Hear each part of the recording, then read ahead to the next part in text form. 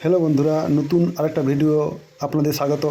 এই যে দেখছেন, এটা একটা পিউ পলিশের একটা প্রসেসিং ভিডিও। তো খুব একটা ইম্পর্টেন্ট প্রসেস, যেটা আপনারা দেখলে খুবই মিস করবেন। তো পুরো ভিডিওটা না টেনে দেখে যান। আর অবশ্যই আমার চ্যানেলটাকে লাইক, শেয়ার এবং সাবস্ক্রাইব করে দিবেন। বেল আইকনটা প্রেস করতে ভুলবেন না, অবশ্যই বেল আইকনটা প্রেস করে দেবেন। এই যে দেখছেন পাল্লাগুলো, এগুলো নকশাগুলো যেসব আমাদের কাঠের কাটা নকশাগুলো হয়, প্রতিটা কাজেই কিন্তু এরকমভাবে ভালোভাবে ঘষে নিতে হবে। তো প্রথমত যে সিরিজ পেপারটা দিয়ে ঘষছি আমি 80 নম্বর রোল সিরিজ।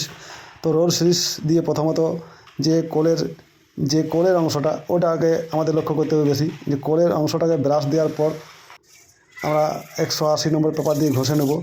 আর এই সিলার দেওয়ার পর তারপরে ঘষার যখন ভালোভাবে হয়ে যাবে, তারপর সিলার দিয়ে নেব। সিলার দেওয়ার পর কিন্তু এই ঘষাটা কিন্তু আমি 180 বা 150 নম্বর পেপার দিয়ে ঘষে নেব। প্রথম যে সিলারটা দেবো, তো প্রথম সিলারটা দেওয়ার পর এই পেপারটা দেবো।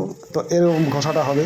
আর আমাদের ঘষা চলছে, অনেকগুলো পাল্লা আছে। আর যেটা লেবেল জায়গাটা কিন্তু আমি স্যান্ডিং মেশিন দিয়ে ঘষে নেব।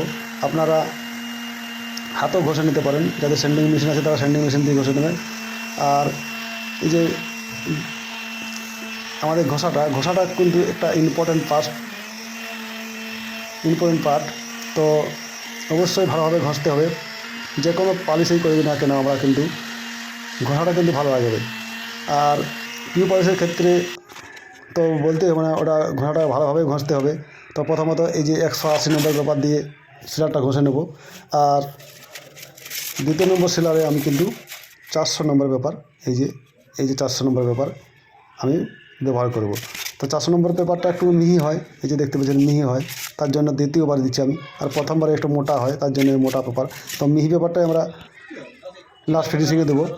তো এই যে লাস্ট ফিনিশিং চলছে, দুবার সিলার দেওয়ার পর এই যে ফিনিশিংটা দেবো আমি কিন্তু 400 নম্বর পেপার দিয়ে। আপনারা আরও মিহি পেপার আছে, যেমন 1000, 1500, 2000 এই পেপার দিয়েও ফিনিশিংটা দিতে পারেন। কিন্তু এটা অনেকটাই লং একটা প্রসেস হয়ে যাবে।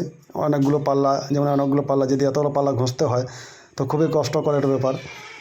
তো ভিডিওটা যারা কার্পেন্টার বন্ধুরা দেখছেন, অবশ্যই এই টিপগুলো ফলো করবেন। এবং যারা কাস্টমার যারা করাবো ভাবছেন, তারা অবশ্যই এই টিপগুলো ফলো করাবেন যারা পিউ পলিশ করতে আসে। কেননা পিউ পলিশ একটা খুব দামি পলিশ।